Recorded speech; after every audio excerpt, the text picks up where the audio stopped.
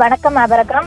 சென்னை அண்ணா அறிவாலயத்தில் தமிழ்நாடு முதலமைச்சரும் திமுக கழக தலைவருமான மு.க.ஸ்டாலின் தலைமையில் இன்று திமுக நாடாளுமன்ற உறுப்பினர்கள் கூட்டம் நடைபெற்றது. இதில் மாநில உரிமை, நிதி ஒதுக்கீடு, உட்கட்டமைப்பு மேம்பாடு, விவசாயம், கல்வி உள்ளிட்ட 12 முக்கிய தீர்மானங்கள் நிறைவேற்றப்பட்டன.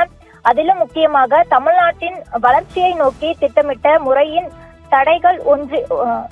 தடைகள் செய்கிற ஒன்றிய பாஜக அரசு நிதி ஆணையம், வரி, ஜிஎஸ்டி இழப்பீடு உள்ளிட்ட பிரிவுகளில் மாநிலத்துக்கு வஞ்சகம் நடக்கிறது என கூட்டத்தில் கண்டனம் தெரிவிக்கப்பட்டது. மேலும் தெற்கு ரயில்வேக்கு முற்றிலும் போதமையாக புதிய ரயில் திட்டங்கள் அறிவிக்கப்படாதது மாநில மக்களுக்கு எதிரானது என ஒன்றிய அரசை திமுக எம்பிக்கள் வலியுறுத்தினர்.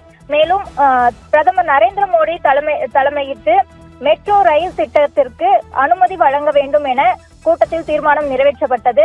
தொடர்ந்து மழைக்காலமாக ஈரப்பதம் அதிகரித்த நெல்லை வாங்க விவசாயிகளின் வாழ்வாதாரத்தை பாதுகாக்க வேண்டும் என ஒன்றிய அரசை